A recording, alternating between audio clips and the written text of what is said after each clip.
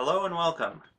Today we're here to discuss in detail, spoilerish detail, that movie that just dropped on Netflix. A little movie no one knew what it was called.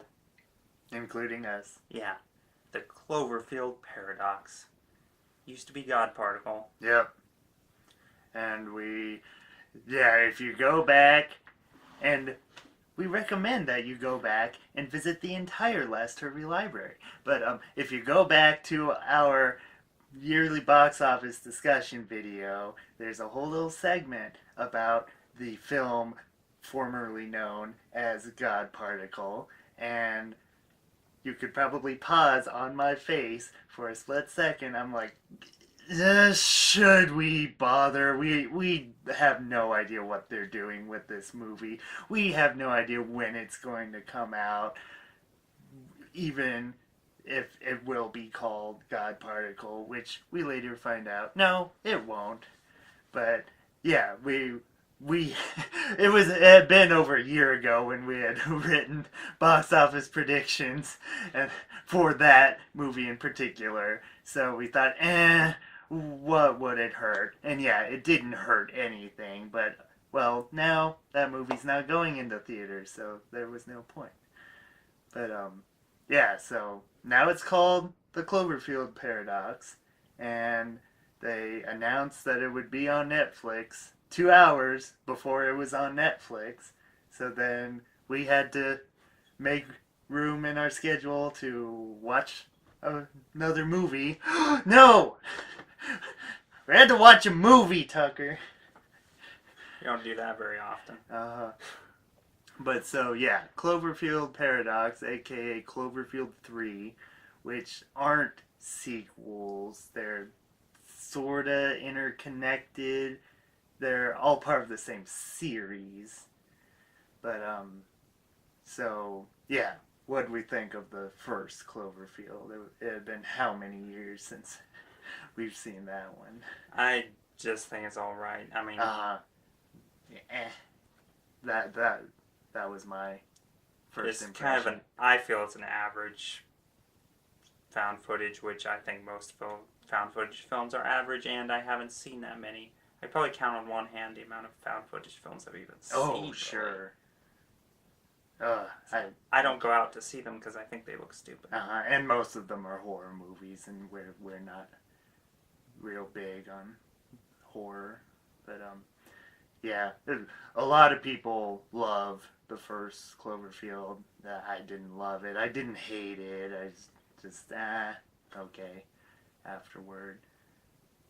Then you get to 10 Cloverfield Lane, which came out a couple years ago, and I love that movie. Like it was one of my favorites. It was close to being my favorite movie that year. And yeah, some people have problems with the way it ended. I didn't. I thought everything worked for me. It was my kind of movie that I can understand why certain people would have certain beefs with it, but everything worked for me. But yeah, so then we get to Cloverfield Paradox. I'm repeating that title just so we remember what it is before they change the title again. Who knows? Sure, it's released already, but you never know what they're gonna do with this franchise in particular. But apparently there's a fourth one on the way. I'm not gonna pay any heed to what that one's called right now, because who knows what it'll be called when it'll actually be released, and who knows how it will be actually released. I don't know. But so yeah, we get to the Cloverfield Paradox, and what did you make of that, Tucker? I thought it was alright, except for just being a complete mess. Yeah. Yeah. That was about the best mess that you could really... The best of messes. The best messy movie I've seen in a while, at least, maybe? I don't know. What would be the last messy movie you'd seen? That I liked. That you liked, I guess. I don't know. What would qualify as a messy movie? because there was a lot of effort in this one. There was a few touches I liked, but yeah, it was just they could do nothing to stop the flood of plot holes that came with it. Yeah. So this one's about astronauts. Yeah. On scientists, I don't know. I guess Astronaut scientists. Astronaut scientists on a space station at the world below is on the brink of war because they're running out of power. They just don't have enough of it. And they're trying to... What's that thing called? I don't even know what they're called. Shoot, what is it called? A particle accelerator. Thank you. I was about to say power generator. Anyway, fire up a particle accelerator. Fire that baby up! Try to make a power breakthrough, even though particle accelerators are known to, in movies, to create alternate dimensions.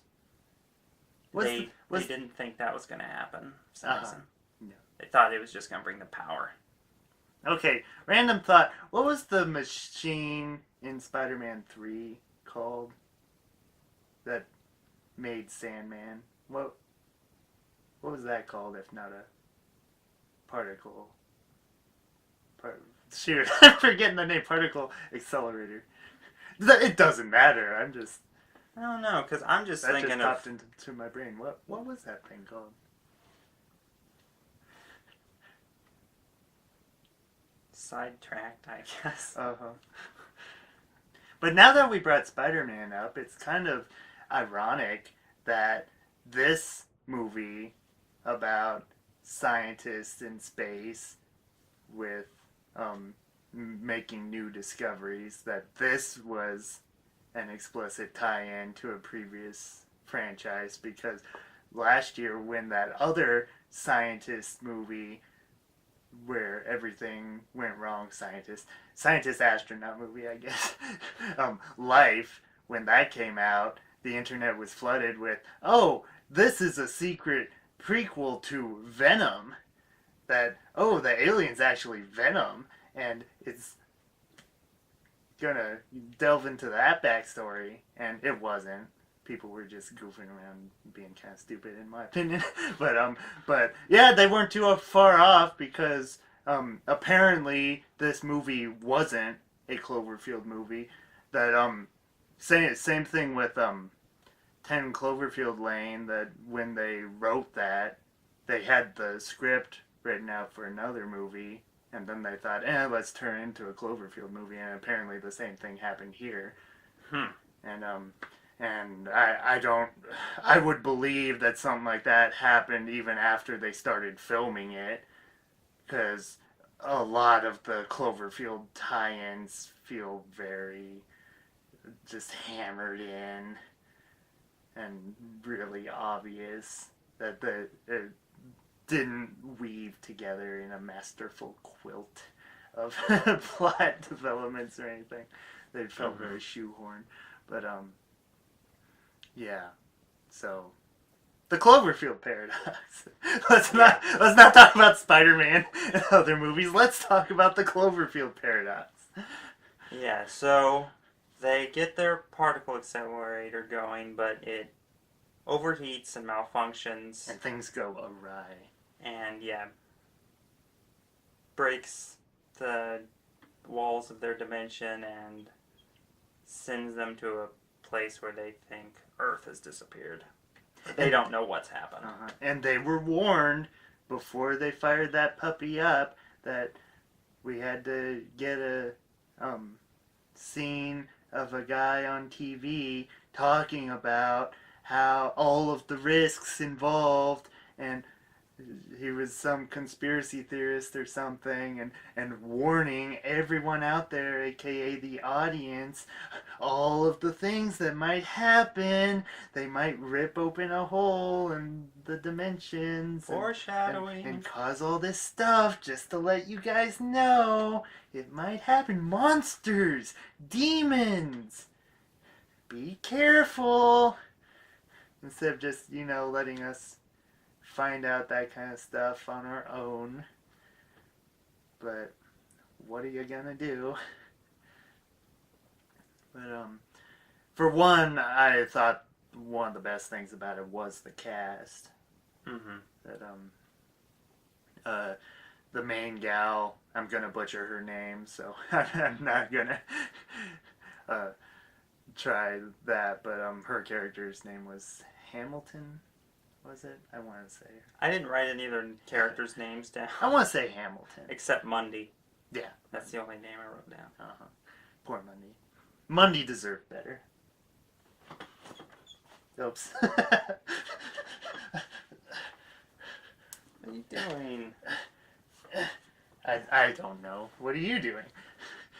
Okay, so back to the cast. I thought she was really good. Mm-hmm. That she was definitely trying. All the cast was trying.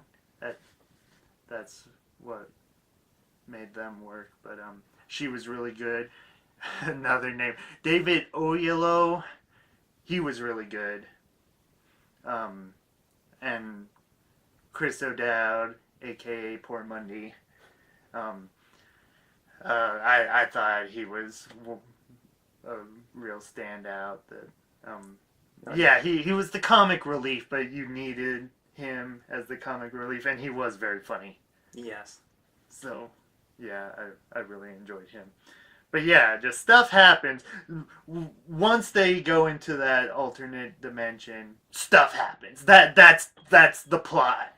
They took the script and stuff happens. And sure, I'm fine with that. Just they don't know what exactly they've done and what the outcome will be. So yeah, just things are happening. I don't mind that idea, but it just got so random at so many points. It kind of started feeling, okay, guys, what are we doing? But yeah, stuff would happen like Chris O'Dowd's Mundy just getting his arm sucked into a wall, and then they try to pull his arm out, but they pull his arm off instead, but he doesn't feel anything, so he's just got a stump. I'm gonna keep doing that. It's fun. but yeah, he doesn't feel anything, he's not in pain, that it's just gone, and you see what's inside, and then later on his arm is just crawling off on its own. We don't know how it got out of the wall, but then somehow his arm is sentient as well and can tell them things. Like, the arm knows things that Mundy does not know. Because the arm has the mind of Mundy from the other dimension, and somehow the Mundy from the other dimension is all-knowing. Uh-huh.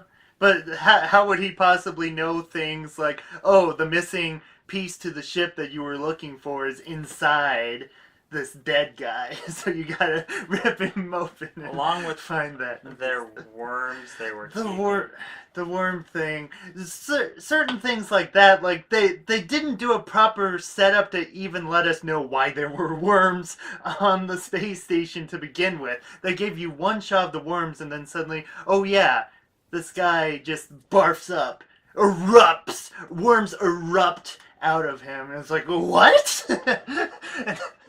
And everyone else is like, oh, there are the worms, and I'm like, you didn't establish why there are worms here. And just things like that, they didn't do enough to establish how things go on this ship and what's normal to begin with, and little things like that. Mm-hmm. I did think, even though there was no sense in the arm, I thought it was still entertaining. It was one of the best parts of the movie, just Chris O'Dowd's reaction to the whole thing. Um, yeah, that was probably one of the funniest bits in the movie. Mm. But yeah, made no sense though. But one of the weakest bits, in my opinion, that if they want to just focus on the complete insanity that's going on in space, that's fine. But no, right when things are getting interesting in the space station, and by interesting I just mean, yeah, completely crazy, then they suck us out of the craziness and go back down to Earth to Hamilton's husband, and that stuff's so boring. He's just driving around, or he's on the phone and he finds this random girl and he's trying to find her parents, and it's boring. All of that could have been cut and it would have had a much better pace going along. But that was the weakest part by far for me, just because it was boring. But yeah, what else have we got? Well, thought the music was good. Yeah, Bear McCreary, he's starting to become one of my favorite composers looking forward. But all the movies he's done so far, like he had done the work on 10 Cloverfield Lane 2, that I've really enjoyed his work, and I know him best from The Walking Dead, and I enjoy the score on that too. But yeah. I took notes. Dang it, my water! My water! My water all over the place. At least they didn't get your notes wet. Yeah, but my water is all over the place. Oh no. No. We should probably keep going. No, it probably didn't damage anything. Hopefully. I mean, it got on this bag. Oh. Oh. I don't know. Let me get that bag out. Oh, boy. Well, I can't get a drink now. Okay, for my notes. Open. See, we're becoming one with the Cloverfield paradox. Just absolute insanity. Things happen. Oh. Can you get it? Yes, I can. Okay. For notes. I'm not going to read through all of them, but just so remember something. Okay. At the very beginning, there was some weird footage in the credits. I don't know if you remember that there's no, all you hear is music, and it's just them talking, kind of. Yeah. It looks like they're talking, but the music's playing, so you can't hear the dialogue, and it looks more like a scene that was cut than actual montage footage. Yeah. So I was just assuming that was, not intentional to be montage footage, unless that's just their choice. They wanted to show them talking, but not hear what they're saying. And then in this universe, they have all this newfangled technology, just like stuff that they can inject into people that are injured, and it's like cellular growth accelerant that heals them, which would probably cure a lot of diseases, and yet they can't figure out how to create more power on Earth. And that just kind of, I was like... One thing that I just thought of, just going with the whole inconsistency of this movie, that the overall production of it, I thought half of it felt like theatrical quality, like pretty good special effects, and yeah, overall well done. And then the other half didn't. That other half felt like yeah, straight to Netflix or straight to DVD with really poor effects, and that that ending shot to tie everything together showing the Cloverfield monster, that thing looked worse than the monster footage in the original Cloverfield movie 10 years ago. How does that happen? That's why everyone's watching these movies to see the tie-ins, to finally see that monster again, and it looked terrible. And that whole build up to that, just the entire last minute or two was pretty bad also. But anything else in there in your secret book? Well,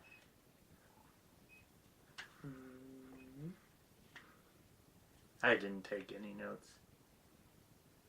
And I'm starting to forget it already. yeah, and one thing I had written here that I thought that to answer all the plot holes, I would have said that they needed more time to write the script, but in the end it got so much more time than it ever needed, so it was probably the best we were ever going to see this get. Uh-huh. And then if you, like you said, if it was originally not meant to be Cloverfield, of course it's not cohesive if it's mishmashed of stuff that was not canon and then stuff that was canon. Mm-hmm. Yeah, so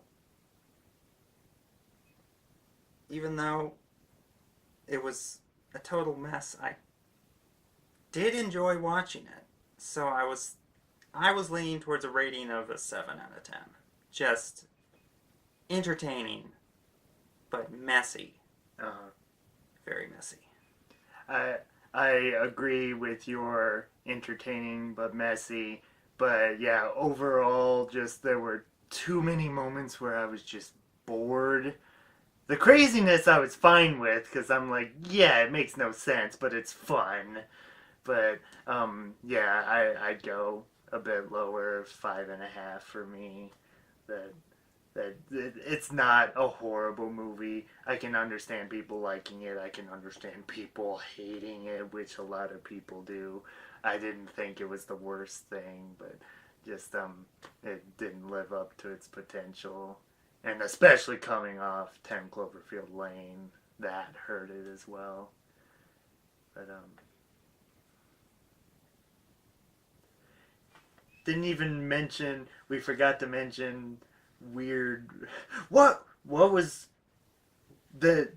certain things they hint at, and then that's it, that's all you're getting. Was the Russian, was he possessed? Was he getting possessed with the demons or whatever that they hinted at, that the guy at the beginning, you'll unleash demons, oh no, because first his eyeball keeps going back and he's like, oh, that's weird, and then he's like, oh, hello, God? No, he doesn't, not that far, but he starts talking to himself like there's someone else in his brain, and then stuff like, okay, so the voice, the demon or whatever, it tells him to make a gun out of this 3D, machine. 3D printer. Yeah, and for me, they didn't do a proper job establishing their magic 3D printer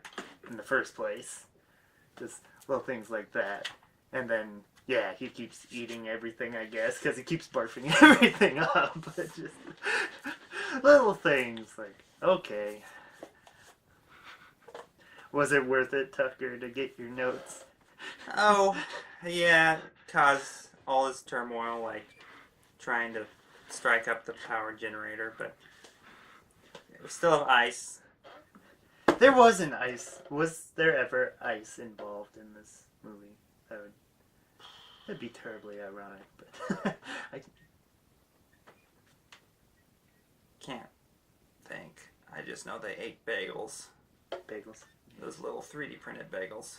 Which, yeah. Went with that. Yeah, so we should probably tie this up. I did. My sleeve.